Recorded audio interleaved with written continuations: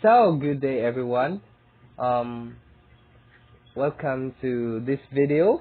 And for this video, we're going to discuss about the generative syntax. I am John Castrogarito, and I am from BSED English. So here we're going to tackle about the perspective and the descriptive rules of generative syntax in a constituent and the constituent recursion. So today we were going to in this first slide we were going to learn about the descriptive and the prescriptive. So what are the prescriptive and descriptive rules? So a descriptive grammar is a study of language, its structures, and its rules as they are used in daily life. So, and let's say descriptive rules is an formal language or formal grammar that we use every day. So what the meaning said, it is used for daily life, including standard and non-standard varieties. While the prescriptive grammar, on the other hand, specific how a language is and its grammar rules should be used. So, prescriptive grammar is a formal grammar language that we need to use, that we need to use in our writing. And for example, the prescriptive rules is used in speech, in a speech.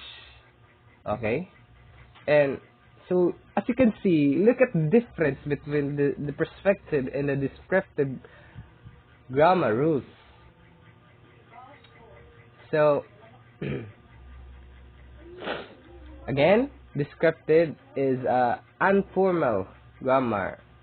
It's up to you on how you use it, if it's correct grammar or not. While the prescriptive grammar must be a formal and a correct grammar, a perfect grammar.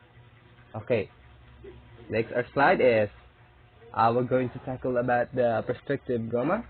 It is a traditional approach grammar that tells people how to use the English language, what forms should be utilized, the function they should serve. So as what I have said earlier, that prescriptive grammar is useful. It must be a formal grammar, and it is in our writings, and then it also uses for speech. For example, so here and English less goes with math, less money, and fewer goes with the countdowns, fewer items. So example number 2, in English speakers should not split infinitives. To boldly go instead of right to say to go boldly. So as you can see, here is in prescriptive grammar, it is to boldly go, and instead of writing or saying to go boldly. So even it is for what I have observed, even it is not grammatically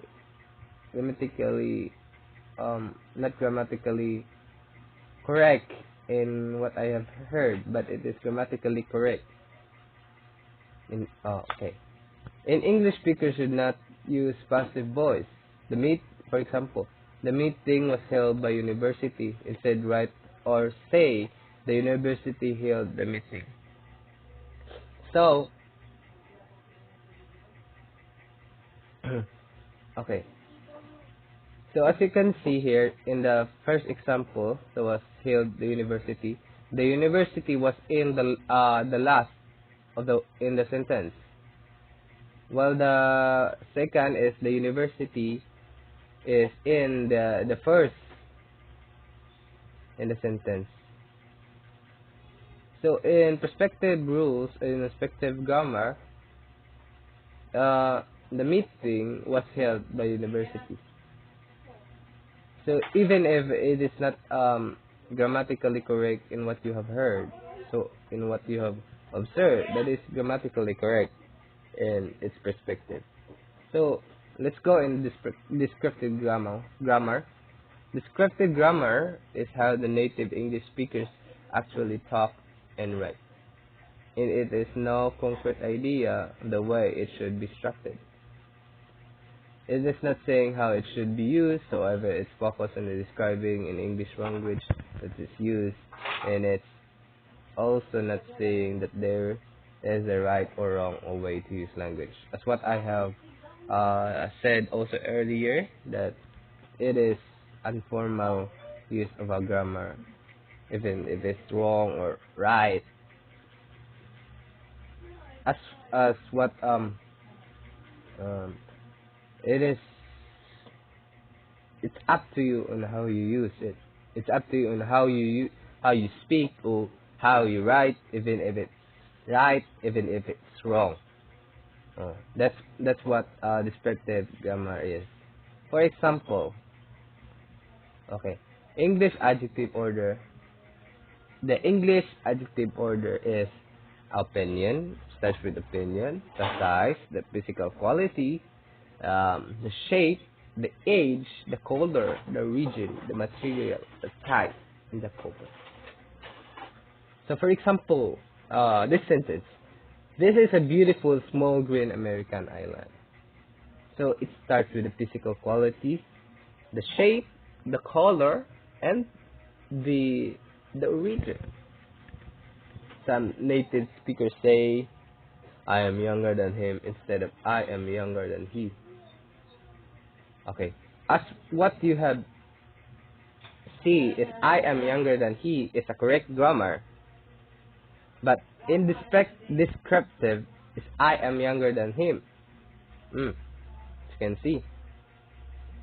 And example for this one is he graduated at an American university instead of he graduated from American University. He graduated American University. And the last example, he ain't going nowhere instead of I am not going anywhere. So as you can see, the descriptive is unlike the I am not going nowhere. It is they didn't use what they call that a shortcut term, ain't. Okay, so in descriptive rules is they use a shortcut term like ain't. I ain't going nowhere instead of I am not. Okay, do you see the difference? So here are the disadvantage and the advantage of the perspective grammar. So the perspective grammar creates formal rights and sources. So it makes you perfectly grammatically correct. Teaching perspective grammar is for both non-native and teachers and learners. There's definite rules of the language that have produced a conclusion. Here are the disadvantages. Perspective grammar might keep the native speakers wondering confused when they talk with natives, and as they may realize some natives do not write or speak with these rules. Okay. So descriptive grammar's advantage and disadvantage. The descriptive grammar approaches improves the native speakers' pronunciation, helps it sounds like native speakers. So it's up to you on how you use it. Descriptive grammar approach helps language learners understand and apply usage language and communicate better than native speakers. While the disadvantage here is descriptive grammar's approach is sometimes not be used in a formal setting such as exams and speech. So it is not uses. It's not what they call that. It's not uses for any formal events or like speech, exams, and uh, etc. So here are the constituents. The second that I have the second video that I have watched. So as way back and in the last week we talked about the tree diagram. That so I'm going to go directly um to example. So here are the examples of constituents. So the constituents is a word that has two determiner and two nouns. For example, here is the girl is holding the pail. So as you can see here, the is the constituent here. The girl and the pail is the constituent here. So it is has determiner and the noun, and also it is has two. And another example is the car is in the parking lot. It's in the parking lot. Okay, so the car and the parking lot. So while here at the constituent recursion, you will see that there will be changes that from constituent they will give additional word or additional sentence to make it larger or deep, to make it deeper understanding from constituent. So recursion is when an expression of some type contains another expression of the same type. So I'll give you examples of constituent recursion. So for example, John thinks that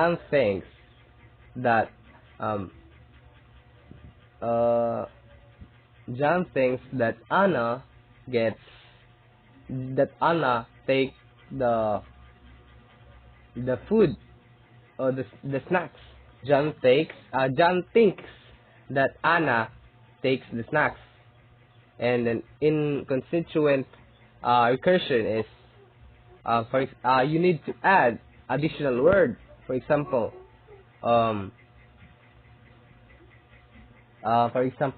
James believes that John thinks that Anna takes the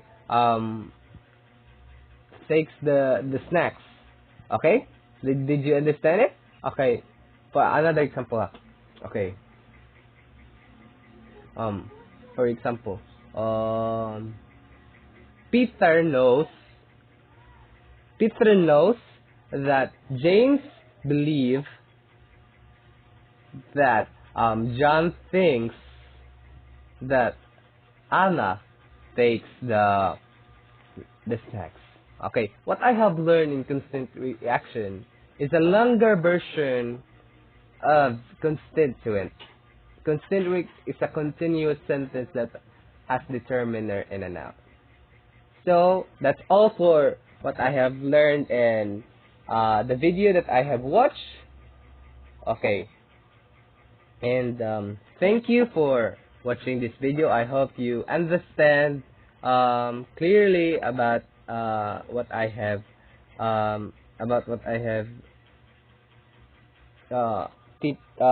discussed. So I'll see you in the next video. Thank you for watching for this video. Thank you so much, and goodbye and God bless.